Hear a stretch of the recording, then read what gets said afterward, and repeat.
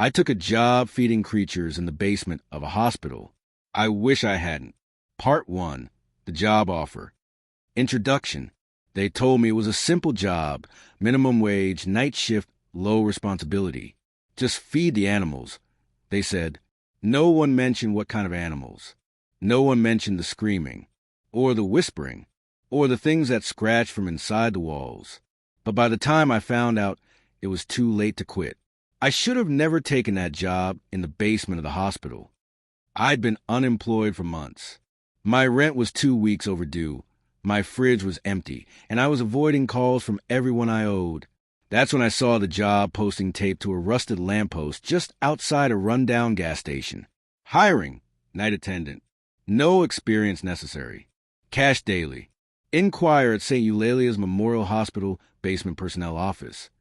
It wasn't on any job site. No number. No email. Just a name and address. I should have known something was wrong, but desperation does things to you. You stop asking questions. St. Eulalia's wasn't like any hospital I'd seen before. It looked like it hadn't been updated since the 1960s. Peeling paint, yellowed windows, a crumbling statue of some saint with its head missing by the entrance. Inside, it smelled like antiseptic and mold, with flickering overhead lights and silent, expressionless staff. I told the front desk lady I was here for the basement job. She didn't even blink. She pointed toward the east wing and said, "Freight elevator, down to B3. B3? Most hospitals had a single basement level, maybe 2 for storage or maintenance. But B3? That was deep. I hesitated at the elevator. The doors creaked open with a screech like metal grinding against bone. When I stepped inside, the light above the buttons flickered. B1, B2, B3, unlabeled, just a rusted metal plate with no light. As we descended, the fluorescent light overhead blinked rapidly. I felt a shift in the air, like pressure rising in my ears. The doors opened to a dim corridor with cracked green tiles and walls lined with what looked like insulated steel. There was a heavy metal door with basement personnel only scrawled in faded red paint. Inside sat a short man in scrubs 2 sizes too big, hunched over a clipboard. He didn't introduce himself, just looked up, squinting at me through greasy lenses. "You here for the creatures?" I forced a nervous chuckle. Animals, right?" He looked at me for a long time. "You can call them that if it helps." I should have walked out right then, but he slid a manila envelope across the table. Inside was a single sheet, one job rule printed in bold block letters. Feed them. Don't speak to them. Don't listen to them. Don't open the locked door, no matter what you hear. That was it. No liability waivers. No tax forms. Just that one rule. He handed me a flashlight, a key, and a tray of raw meat. Not cafeteria meat. This was thick, bloody, glistening slabs with strands of hair still stuck to them. "Follow the red line," he muttered. "They get hungry at midnight. Don't be late." I followed a red stripe painted along the corridor floor, deeper into the basement. The temperature dropped with every step. My breath misted in front of me, and my footsteps echoed unnaturally loud. The air smelled coppery, wet and metallic. The hallway ended at a series of small cell-like rooms, each with a thick door and a square feeding slot at the bottom. The doors had no windows, no labels, just numbers painted in faded black, 1 through 6. I knelt at door 1, slid the slab of meat through the slot, and waited. For a moment, there was only silence. Then I heard it, a scraping sound, like claws dragging against metal, followed by a low, breathy moan. Something wet smacked against the slot, pulling the meat in with surprising force. I backed away quickly. The same thing happened at door 2 and door 3, though I never saw what was behind them. Just glimpses, slimy skin, something that blinked sideways, a mouth with too many teeth. At door 4, the feeding slot stayed shut. I tried sliding the tray in, but it jammed. Then I heard it, a voice. "Hey!" It whispered, clear as day. "Hey, you forgot me." I froze. "Please. I'm hungry."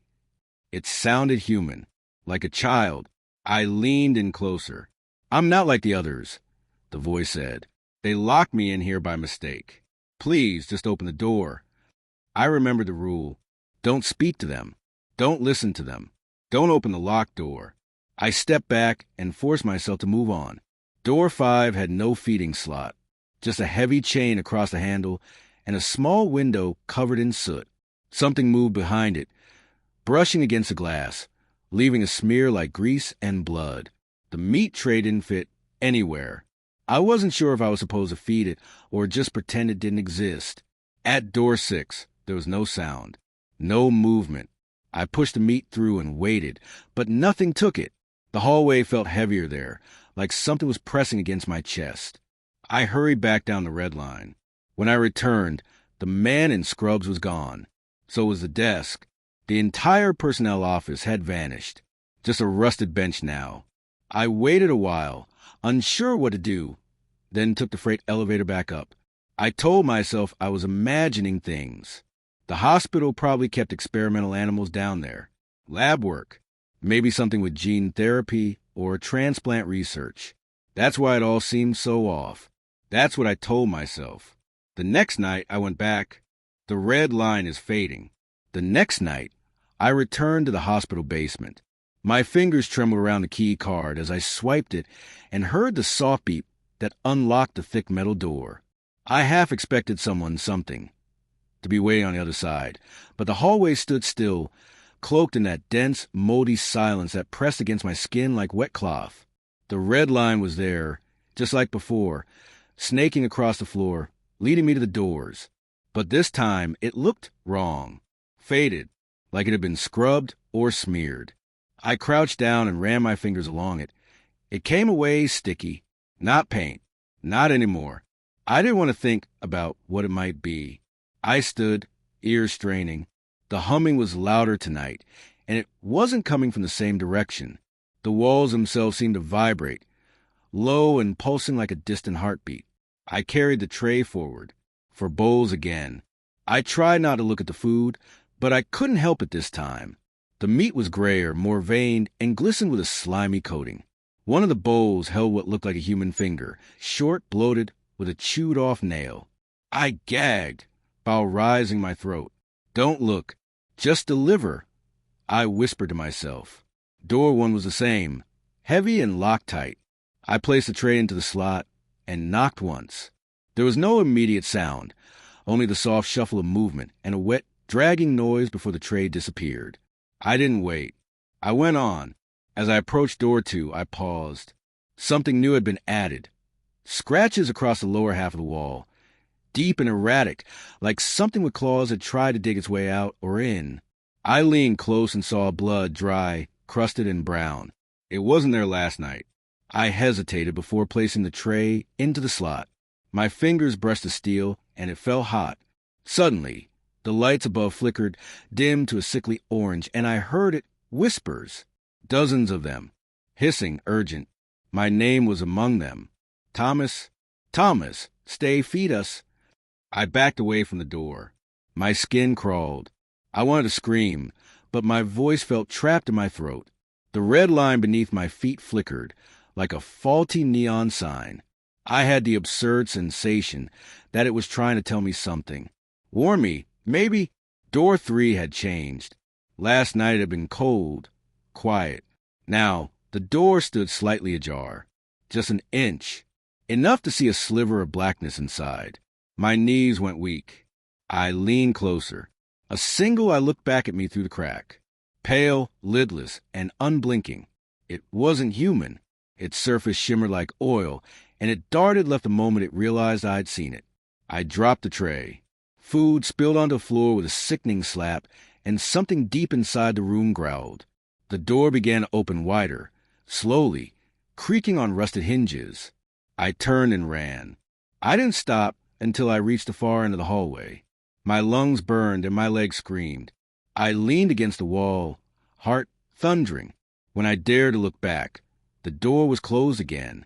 The spilled food had vanished. That made no sense. It was there a second ago.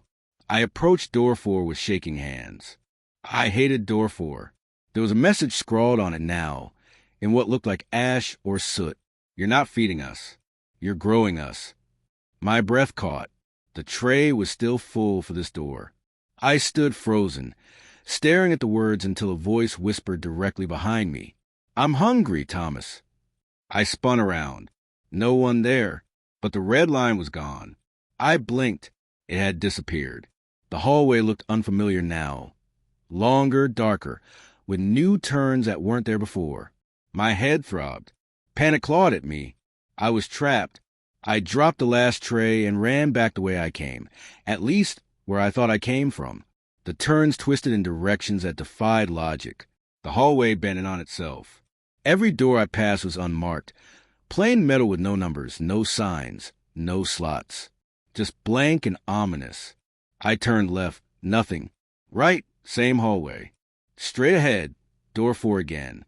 No, that's impossible. I was walking in circles. I tried my phone. No signal. No GPS. The screen glitched, static flickering for a second before going black. My reflection on the screen lingered an extra second before vanishing. I was sweating now, breathing hard. My footsteps echoed unnaturally, like the hallway was mocking me. I pressed my ear to the wall and heard it again, the heartbeat, closer, stronger, and then a voice, a deep, gravelly murmur right inside the wall. "She can't find her way back. Neither will you." I stumbled backward. Then I saw the girl. She was standing in the hallway, barefoot, wearing a hospital gown soaked in something dark. Her face was pale, but her eyes glowed faintly. She pointed behind me. They're awake now. I turned. All 4 doors were open. From the darkness behind them, shapes slithered, limped, and crept into the hallway. Too tall, too thin. Some walked on broken limbs, backward bending knees clicking against the floor. One had no face, just skin stretched tight across its head. I didn't scream. I couldn't. I ran, down the twisting hallway, through shadows and impossible bends. My feet splashed through puddles of something warm. The walls breathed, literally, expanding and contracting like lungs. The lights buzzed and popped, leaving me in intermittent flashes of light and dark. Somewhere behind me, footsteps, wet and uneven. I ducked into a doorway I didn't recognize and slammed it shut behind me. Total darkness. I groped around until I found a light switch. It flickered on and I gasped. It was a child's hospital room. Bright wallpaper. Stuffed animals. A small bed. Clean. But in the center, where the bed should be, was a pit. A black, endless pit. A faint lullaby played from a speaker in the ceiling. I crept closer to the edge. My reflection looked back at me, but it wasn't mimicking my movements. It smiled. I didn't. I stepped back quickly and tried the door. It wouldn't open. The handle had melted into the frame. Then I heard the sound. Behind me, something crawled up the wall. I turned slowly. A creature was peeling itself from the ceiling, spider-like, upside down. Its limbs were too many. Its mouth was on its stomach. It whispered with a dozen voices, all overlapping. "Thomas, the hospital never ends. You're part of it now." I grabbed a chair and hurled it at the window. It bounced off. No glass broke. The window was painted on. The lights went out again. All I had was the sound of breathing behind me, wet and rapid, getting closer. I shut my eyes, and then I felt it place its hand on my shoulder. Fade to black. The basement is growing. I woke up on the floor of my apartment, cold sweat soaking through my shirt. My heart was still racing, lungs clawing for breath as if I had been running for hours. For a moment, I thought it had all been a nightmare, that I'd fallen asleep and dreamt the entire thing. The red line, the doors, the eye behind the crack, the whispering creatures. But then I saw the tray. It sat at the foot of my bed, neatly placed, for empty bowls resting on it, each one licked clean. My stomach flipped. I stumbled backward, knocking over a chair. The tray clattered to the floor, but the bowls didn't spill. They stayed perfectly still, as if stuck to the metal. I didn't touch them again. That was the day I should have quit. Walked away. Blocked their number. Burned my uniform and never looked back. But I didn't. Something inside me, curiosity, fear, or maybe something that already planted, pushed me back to the hospital that night. It wasn't just a job anymore. It was a tether. I had to return. The security desk was empty when I arrived. The lobby was dark, and even though it was just after 10 p.m., the place felt abandoned. The elevators didn't light up when I pressed the button, so I had to take the stairs. Every step down to the basement felt heavier than the last, like I was descending into the earth itself. The basement door opened before I even touched it. A low creak echoed down the stairwell as it swung inward. And that's when I saw it, the red line. It had returned, brighter than before, freshly painted or bleeding. It pulsed faintly, and when I touched it, I felt heat. The hallway had changed again. Longer, wider. There were more doors now. Not 4, 12. Each identical, except for small differences, scratches, stains, symbols carved into the metal. One door had a handprint on it. Another had what looked like teeth marks. I wasn't given extra bowls. No one explained anything. I just stood there, the tray trembling in my hands, unsure where to go. But my feet moved on their own, like they remembered something my mind had blocked out. I went to door 1. It opened before I knocked. Inside, darkness. Nothing visible. Just the sound of something breathing too fast and too deep. I left the tray and backed away. Door 2 was different. The hallway in front of it looked older, crumbling. The lights above it were buzzing violently. The walls around it had sprouted something like fungus, pale, veined tendrils that throbbed. One of them moved when I walked by. I swear it tried to follow me. Door 3 was missing. There was only a blank wall where it had been. The red line still curved toward it, but ended abruptly at solid concrete. I stared at the space for too long, and I heard tapping from the other side, like fingernails on glass. I kept moving.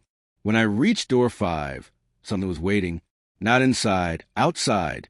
A figure stood by the door, back turned, hunched and twitching. It wore a uniform like mine, torn and stained with something black. Its skin was loose, sagging, as if gravity had started to pull it off. It turned its head, not all the way, just enough for me to see one eye, clouded, hungry. It didn't speak, but it raised its hand and pointed at me. And then it vanished, just like that. Gone. I dropped the tray. This time, the bowls shattered. Porcelain shards scattered across the floor. No one came to clean them. The mess stayed. The smell of raw meat filled the air, sharp and metallic. I turned to leave. The hallway behind me was gone. The way back had shifted. New doors where there were none before. The red line split in 2 directions now, like veins branching through flesh. I didn't know which way led out.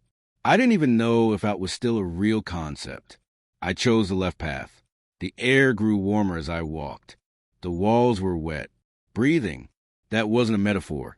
They literally expanded and contracted with each step. I passed windows, but they didn't look outside. They showed me things I didn't want to see. One showed me myself, but not now. I was older, hunched, skin pale and stretched, eyes sunken. I was holding the tray. I was smiling. Behind me in the reflection, 100 doors opened. Another window showed the hospital above. A doctor pacing an empty hallway. Except something was behind him, crawling on the ceiling. Something with my face. The last window showed my apartment. The bowls were back on the table again. Full. I pressed on. At the end of the hallway, a new door waited. Unlike the others, it wasn't metal. It was wood, old, with strange carvings etched into it. Symbols I didn't recognize. I didn't have a tray anymore. Just myself. The door opened before I could knock. Inside was a room that looked like an operating theater. Stainless steel walls, cold lights. And in the center, an operating table. Someone was on it, strapped down. It was me. He looked up at me. Same face, same clothes. But his eyes were terrified. "Don't let them feed me," he whispered. "Don't let them use me. Please." Then the lights flickered, and I saw them, in the shadows above, crawling along the ceiling and walls. Dozens of them, long-limbed, eyeless, skin stretched tight across bones that didn't make sense. They moved like spiders, but groaned like dying animals. One of them dropped down behind me. Its voice crawled into my ears. "We're not creatures. We're what's left, and you're becoming us. The door slammed shut. I tried to run, but the room shifted, like the walls had liquefied, folding inward and pushing me toward the table. The other me screamed. I joined in. Hands grabbed my arms. Not human hands. Too many fingers. They pushed me forward until I was inches from the body on the table. Then I saw something worse. The body wasn't real. It was hollow, just skin, waiting to be filled. I woke up in the hospital stairwell. My watch read 6:42 a.m. There was blood on my hands. Not mine. My pockets were full of the shattered pieces of the tray's bowls. My phone buzzed. One new message. They liked you. Come back tonight. You've been promoted. Fade to black. Promoted to what? The word promoted rattled in my mind all day like a wasp trapped in a glass jar. Promoted to what? This wasn't a job with levels. There were no supervisors, no orientation videos, no co-workers sharing stories over lunch breaks. Just me, the red line, the doors, and them. I didn't go home after waking in the stairwell. I wandered the streets, unable to think straight. I tried to make a phone call, any call, but every number I dialed gave me static. My contacts were all gone, every last one of them replaced with a single name, Feeder. That night, my legs took me back, not willingly, like I was on a track being dragged forward. My arms were heavy, but I carried the tray anyway. This time it had 6 bowls, and they weren't empty. One bowl held what looked like a heart, too small to be human, but beating. Another held milk, but it was gray. It shimmered. One had something writhing beneath a film of skin, twitching every few seconds. The others were worse. I won't describe them. I still gag just remembering. The basement was different again. No more white tile floors. No humming fluorescent lights. The walls had cracked open, and thick black cables pulsed like arteries from the floor to the ceiling. The air was humid, filled with the scent of copper and decay. I didn't walk this time. I was guided, pulled. There was someone else there, a man in a hospital gown. He stood at the far end of the corridor, his head twitching to the side every few seconds like he was trying to shake something off. His mouth was sewn shut, but his eyes were wide, screaming silently. When he saw me, he backed into the wall and melted into it. The brick swallowed him whole, and he was gone. I wanted to run. I didn't. The first door I approached had changed again. Instead of a number, it now had my name scratched into the metal. Below it, something else had been carved. Feeder. Keep them alive. Keep yourself. I opened the door. Inside was a nursery. At first glance. Anyway, there were cribs, rocking chairs, stuffed animals with missing eyes. But everything was too still, too cold. The cribs were filled, but not with children. They looked like molds of infants. Skin-colored wax shapes with hollow sockets and gaping mouths. Each one sucked on an invisible bottle, lips moving in jerky, unnatural rhythms. The air reeked of sour milk and plastic. A note hung from the ceiling. Feed them gently. If they cry, do not let them see your eyes. I set the bowls down and turned to leave. The sound of dozens of sucking mouths stopped. I didn't turn back. The second door was open already. A voice called from within, my own voice. I stepped in and found myself back in my apartment. But something was wrong. The walls were too close. The windows showed static. The floor pulsed under my feet. And sitting on the couch, watching me, was me again. Only this version was stitched together, literally. Flesh held together with thick black thread, like a patchwork doll wearing my skin. It smiled and spoke in my voice. You're doing so well. You'll be one of us soon. Us. I asked. Its mouth opened wider than a mouth should. Its skin tore at the corners. You think you're feeding them? I backed away. They're feeding on you. I stumbled out and slammed the door. There was no red line anymore. Instead, the floor bore a trail of bloody footprints. My size, leading deeper into a new corridor that hadn't been there before. I followed them because there was nowhere else to go. This corridor was dark. The lights above didn't work. I only saw by the dim pulsing of the floor beneath me. Each step closer brought a ringing to my ears, like a distant scream playing on a loop. Halfway down, I passed the door without a handle. Something scratched from the other side. Slowly, rhythmically. SSSKK, SSSKK, SSSKK. I didn't stop. At the end of the corridor was an elevator. I'd never seen it before. It was huge, far larger than any hospital lift should be, as if it had been built to carry cargo that didn't belong in the human world. When the doors opened, I was greeted by a man in a pristine white suit. His face was blank, no features, just skin stretched smooth across his skull. Yeah, I could feel him smiling. Ready for orientation? He asked, his voice not from his mouth, but inside my head. I didn't answer. He nodded anyway and stepped aside. The elevator didn't have buttons, just one lever. He pulled it. We can go down. We went sideways. The hospital vanished. The light above turned red.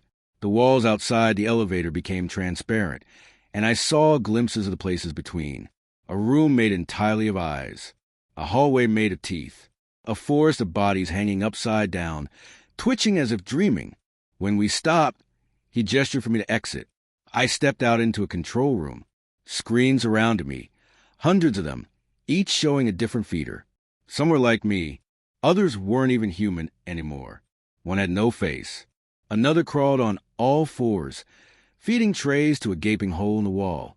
The white-suited figure placed a hand on my shoulder. You've been chosen to oversee Sector 3.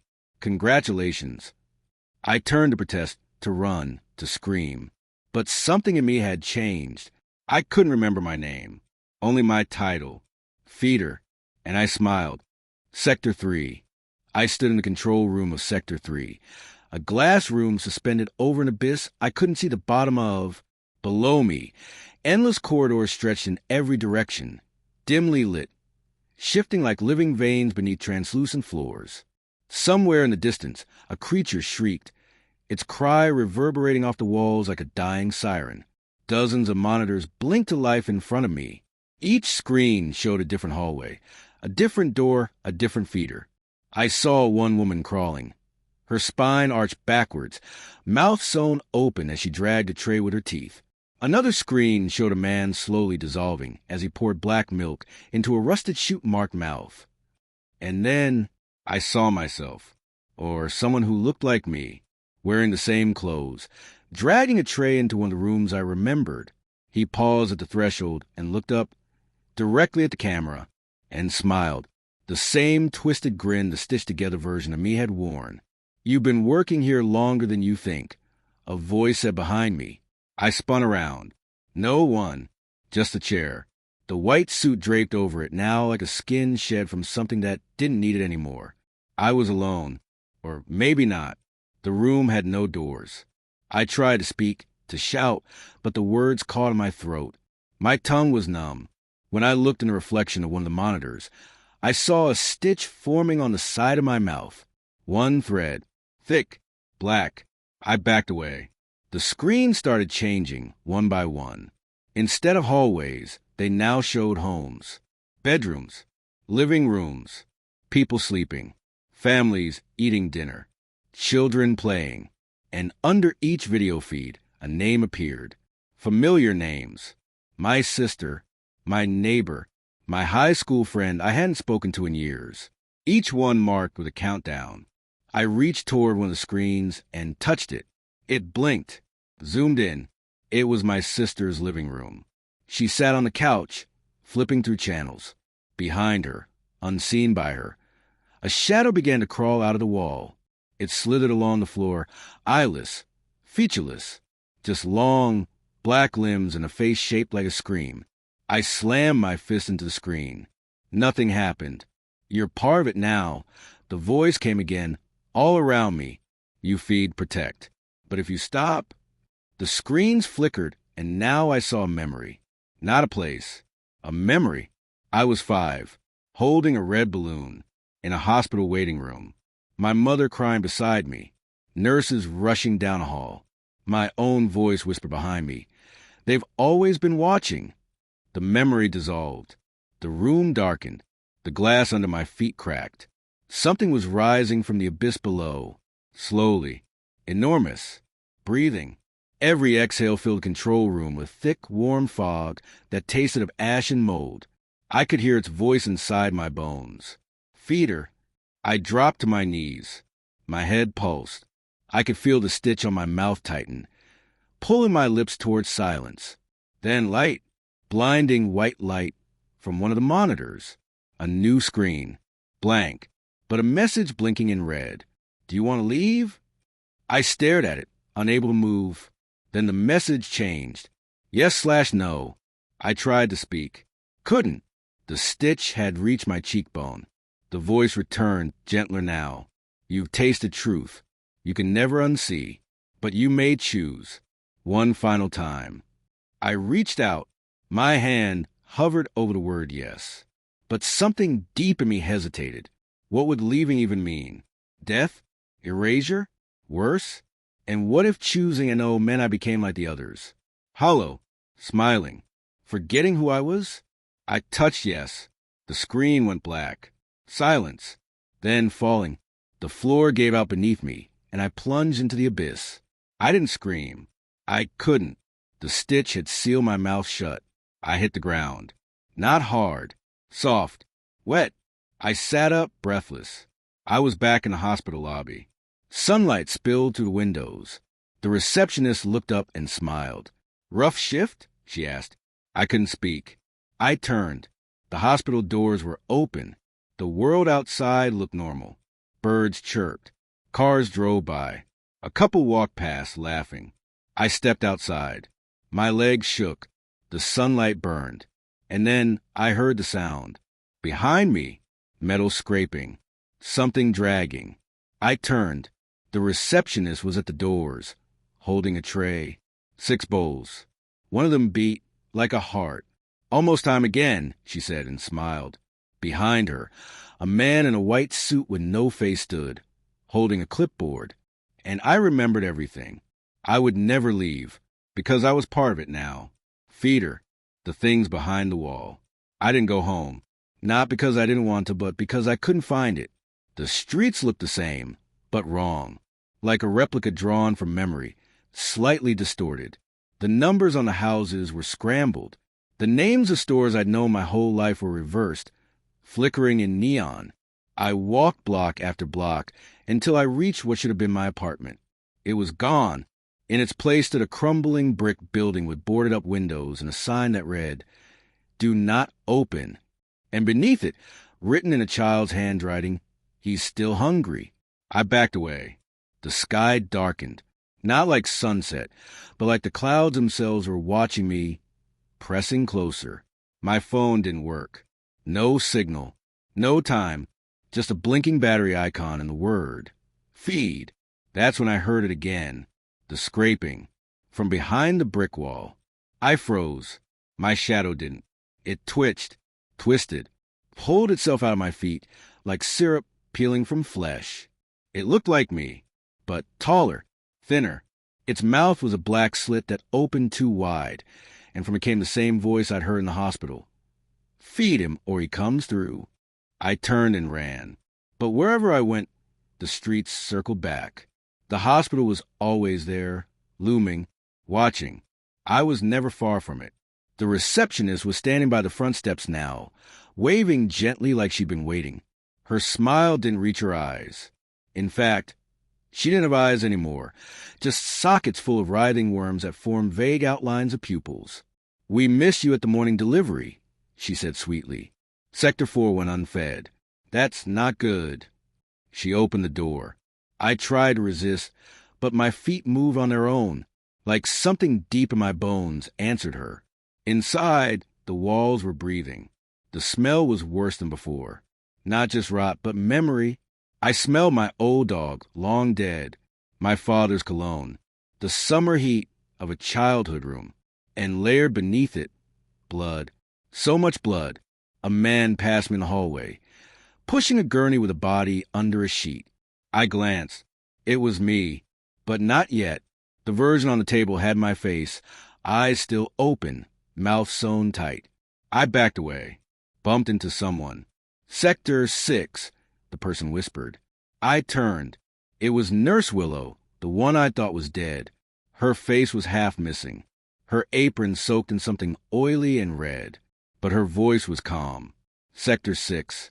Take the tray. He's not patient today. She handed me a cart, covered in a tarp. I didn't want to lift it, but I did. Inside was a pile of hands. Human hands. Still twitching. I nearly threw up. Don't let them touch you, Willow said as she turned and limped down the corridor. They remember what they held in life. That's the danger. What the hell did that mean? I pushed the cart. Down, always down. Sector 6 was in the sub-basement, past the red doors marked with chains. The air grew colder, denser. I felt like I was sinking into water. The elevator had no buttons. It just moved when it wanted. And this time, it took me to a level I hadn't seen before. The door opened with a groan. Total darkness. No lights. Only a faint tapping sound. Rhythmic. Hungry. Come in. A voice whispered. I stepped inside. The walls pulsed with veins. A heartbeat throbbed from the ceiling. The corridor led to a single door. No handle. Just a mouth. A literal, fleshy mouth embedded in the wall. Teeth long and chipped. Lips dry and cracking. It spoke without moving. Feed.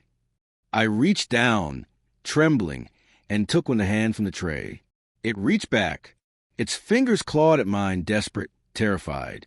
It didn't want to go. I shoved it into the mouth. The walls screamed. The sound rattled my skull. I dropped to my knees. The floor was alive, writhing beneath me. Then silence. The mouth spoke again. More. I fed it another. And another. By the fifth hand, I could no longer feel my arms. Each offering took something from me. My name blurred in my memory. My face felt unfamiliar. By the last hand, I couldn't remember why I came. Only that I had to feed. Had to obey. The mouth opened wider. And said one final thing. He's awake now. The walls cracked. Something vast moved behind them. Not walking. Slithering. Something older than language, than time. I staggered back, but the hallway was gone. Just walls. Closing in. Breathing faster. As if the whole sector was panicking. Lights snapped on. Red emergency strobes. A siren blared. Containment breach, Sector 6. I ran. Every door I passed slammed shut behind me. The shadows stretched along the walls, reaching for me with open hands and stitched eyes. I burst through a hatch into another hallway. Someone grabbed me, an orderly. Human. Still breathing. Did you feed him? He hissed. I nodded. He looked horrified. Idiot. You don't feed Sector 6 unless he calls for it. You woke him up too soon. He shoved me aside and ran back the way I came. A second later, a wet, snapping sound echoed behind me. Then silence. Then chewing. I didn't look back. I just kept running. Deeper into the hospital, my mind fraying at the edges. The shadows whispered my name. And my own voice whispered back. You're not feeding them anymore. You're becoming them. The basement keeps growing. The elevator was gone. There was no way up. Where the shaft had been was now a yawning pit of endless dark. I stood at its edge, peering down. I swear I saw something move far below, a shifting, coiling shape, almost too big to comprehend, dragging itself along the underside of the hospital like a snake under skin. And then, faintly, a whisper from the depths. More, more, more. I turned away, heart hammering.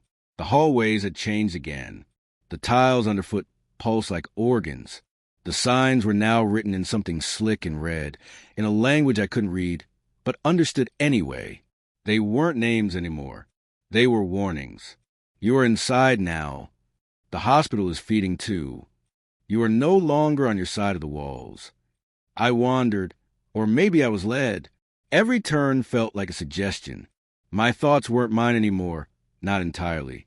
I started remembering things I'd never lived. A child's scream, a scalpel slipping into someone's spine, the scent of rotting milk, and a phrase, repeating like a heartbeat, don't let it finish its meal. I passed through a corridor lined with hospital beds, each one occupied, but the bodies were wrong. Too long, limbs stitched in the wrong order, heads placed where feet should be. Every bed had restraints, but all the restraints were broken. Something had let them out. Something had sent them somewhere. And I had a terrible feeling they were still here. I reached another door. This one labeled B13. I remembered seeing it on my very first day, when the doctor had warned, never feed B13. But the door was open now. Smoke wafted out, thick and sweet. I stepped inside. It was a surgical theater, but the walls were mirrors. Every reflection was of me in different versions, bleeding, blind, screaming, rotting. One version of me turned and looked directly into my eyes, then spoke. You're going to let them in. All of them. The lights in the room exploded in a burst of sparks. I fell to the floor, clutching my ears as a sound of scraping filled the space. Metal on bone, bone on flesh. When I looked up, the room was filled with figures in hospital gowns. Mouths sewn shut, fingers broken backwards. They crawled toward me, dragging for stands and leaving smears of red behind them. One of them hissed through the stitches. Feed us. I scrambled to my feet and fled, ran through another hallway. This one was colder than ice. Frost covered the walls, and something behind them moved. I could see shapes press against the glass, humanoid but incomplete, like things that had once been human, but had been picked apart by time and madness. One of them slammed its palm against the wall. It stuck there, skin peeling, bones cracking. Let me out, it whispered. I kept running. Eventually, I found myself in the cafeteria. Only it wasn't one anymore. The tables had been cleared, and in their place were rows of metal feeding troughs. Inside them were leftovers, bone, meat, hair, and all around them, creatures I couldn't fully see. They flickered in and out of view, tall, featureless, made of writhing cloth and syringes. They fed noisily like pigs and slop, and behind them, wearing a bloody apron, stood the chef, the same one I'd seen on my first day. He turned slowly to face me. His eyes were black pits. His voice was like metal in a blender. You're late. I backed away. You missed your shift, he said. They're hungry because of you. Do you know what happens when they're hungry? He lifted a cleaver, not in threat, but as if an offering. Finish your job, or become the job. The floor split open beneath me. I fell for what felt like hours. And when I landed, it wasn't on the floor, but on something alive, a pulse, a rib cage. I realized I was standing inside something's chest cavity, a space carved out in flesh, with veins lining the walls like pipes. And at the center, something stirred. It had eyes, hundreds of them, all blinking at once. It had mouths, more than I could count, all whispering in languages I didn't speak but still understood. And in the middle of it, a voice, clearer than anything I'd heard in days, boomed inside my skull. This hospital is not a place. It's a wound, and you are part of the infection. I collapsed, and for a moment, I stopped fighting it. I let the voices in. I remembered everything. The first meal, the first delivery, the taste of fear. I had been here before. I had worked here for years. I'd just forgotten because the hospital made me forget. Every time I tried to leave, it had needed a cleaner slate, but now it needed me again. To finish what I started, to keep the patients fed. Because if I didn't, they'd come up, into the world above, and there would be no walls strong enough to stop them. Feeding time never ends. The thing in the heart of the hospital didn't chase me. It didn't have to. I walked away from it with the weight of memory crushing my spine. Every step echoed with screams I'd buried, my own included. It wasn't just that I'd worked here before. I had lured others, fed them to the creatures, piece by piece, signed off on patients that never left. And every time, when the guilt became too heavy, the hospital gave me a way out. Amnesia, a reset, and I'd always come back. I wasn't the first. I wouldn't be the last. The corridors twisted around me, the walls now breathing, as though the hospital itself was pulsing with hunger. I kept my eyes on the floor, afraid to meet the gaze of whatever watched from the shadows. The fluorescent lights above flickered violently, casting long shadows that didn't belong to me. The kitchen door stood ahead, open. Inside, The chef was already at work. He didn't speak this time. He didn't need to. On the metal table in front of him was something wrapped in a blood-stained sheet. I knew, before he pulled it back, what I would see. It was me, or one of me, pale, still breathing. My chest rose and fell slowly, like I was dreaming. My arms were bruised. Needles stuck out from every vein. The chef nodded. Feed it. He slid a tray forward. Raw meat, rotten, steaming, covered in black veins that moved like worms. My stomach turned. I backed away, but something took hold of my legs. Hands, fingers clawing from beneath the tile. No, I whispered. I'm done. I'm not feeding anyone anymore. The chef's face split into a grotesque smile. You never stopped. You just forgot. That's how it works. The hands pulled me to the floor, dragging me through cracks that shouldn't exist. I screamed until my throat tore, but no one came. No one ever came. I emerged in a corridor where gravity didn't make sense. The ceiling was the floor. The lights hung sideways. Blood ran upward. In the distance, alarms blared in slow motion, like a scream underwater. A gurney wheeled itself past me, carrying a mass of shifting flesh wrapped in a hospital gown. It whispered my name, over and over. I covered my ears and kept walking. I passed a door marked Staff Only, Terminated. Inside were lockers that screamed when I touched them. One burst open, spilling out a skeleton in my uniform. A voice from behind me whispered, "You've died here before, but we keep bringing you back. You're too useful." I turned. Dr. Halberd. Only he wasn't right anymore. His face drooped like melted wax. One I was missing, the socket of black tunnel. He moved like a marionette with tangled strings. "You left us hungry. That was your mistake." He opened his coat. Inside were mouths. Dozens, all chewing in sync. The smell hit me like a wall of rot. I ran. I didn't care where I ended up. Every hallway twisted deeper, deeper, until I was in the morgue again. Only now the drawers weren't for bodies. They were doors. I opened one. Inside was my apartment. Empty. Still, the smell of coffee and the morning news. For a split second, I almost believed I was free. But on the table sat a single tray of hospital food. Cold but steaming. Waiting. I stepped inside. The drawer slammed shut behind me. The walls started closing in. The light flickered, then turned red. A voice from everywhere and nowhere said, "You'll always come back. You were made for this." I clawed at the walls, screaming. Then I was in the hallway again. Just like that. Back outside room B7. The loop, it had restarted. Everything pristine again. The halls clean.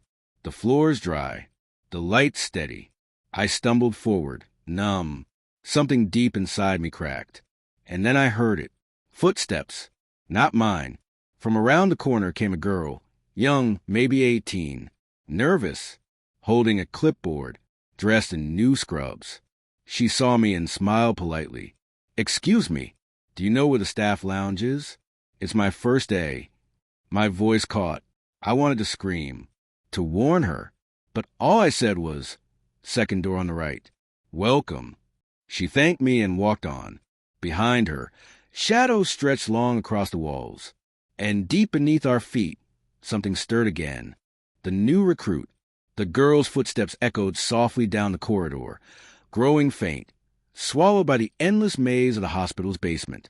I stood frozen, the weight of what I'd just done settling like a stone in my chest. I had sent someone else into this nightmare, another soul to feed the endless hunger lurking beneath these walls. For a moment, I almost convinced myself she'd be okay, that maybe she'd find a way out. But the truth was written in the air, thick and suffocating. The hospital didn't let people go. It only took. I followed her at a distance, watching as she reached the staff lounge door. It was the same door I'd used so many times before, the one that led to false safety. She hesitated, fingers trembling as she reached for the handle. Inside, the lounge was dark and silent, the hum of broken fluorescent lights barely alive. The room smelled like stale coffee and forgotten dreams. She flicked on the light switch, but the bulbs only flickered weakly, casting long, jagged shadows. She set her clipboard down on a table, unaware that the floor beneath her had shifted. A trapdoor creaked open silently at her feet. Before she could react, thick hands grabbed her ankles, dragging her downwards into the darkness. I screamed, but my voice was lost inside the walls. I ran to the door, but it slammed shut before I could reach her. From below, I heard muffled cries and a faint scrape of claws. Then silence. I collapsed against the door, trembling. The hospital had claimed another. My heart sank deeper. I was no longer just a victim or a worker. I was a keeper of this hell. But with every new soul taken, the creatures grew stronger, hungrier, and I feared the day they'd have enough. I turned away from the door, knowing I couldn't save her. But maybe, just maybe, I could find a way to end this before it was too late, before the hospital consumed us all, breaking the cycle. The cold concrete beneath my hands was rough, scraped raw from desperate clawing. The muffled cries from below echoed in my ears, haunting me as I forced myself to stand. Every fiber of my being screamed to run, to escape this cursed place. But something inside held me in place, a stubborn, desperate hope. I needed to find a way to end this nightmare, to break the endless cycle of feeding and forgetting. The hospital wasn't just a building. It was a trap, a living entity fueled by pain and fear, and it had to be stopped. I made my way to the deepest levels, where the air grew thick and foul. The walls seemed to breathe, pulsing with a sick rhythm like a heartbeat gone wrong. Shadows twisted into grotesque shapes, whispering names. My name, her name, the names of those lost to this abyss. In the heart of the basement, I found the source, a massive, writhing mass of flesh and bone, tethered to the hospital's foundation by thick, pulsating veins. It was feeding on the souls trapped in this place, growing stronger with every life it consumed. I knew what I had to do. With trembling hands, I grabbed a rusted metal pipe and plunged it into the mass. It thrashed violently, releasing a deafening roar that shook the walls. The creatures howled in agony, their forms dissolving into shadows. The hospital trembled, lights flickering wildly as the oppressive darkness began to lift. I stumbled back, gasping for air as the veil of horror started to fade. When the dust settled, the basement was silent. The oppressive weight had lifted. I looked around, half expecting the creatures to return, but the halls were empty still. For the first time in what felt like an eternity, I saw a flicker of daylight through a distant window. I walked toward it, each step lighter than the last. As I stepped outside, the sun warmed my face. I was free, but the memory of the hospital, the creatures, the endless feeding would haunt me forever. And deep inside, I knew the darkness might never truly be gone. Because some horrors don't end when you leave the basement. They follow you. They wait. They feed on fear. And sometimes they find you again.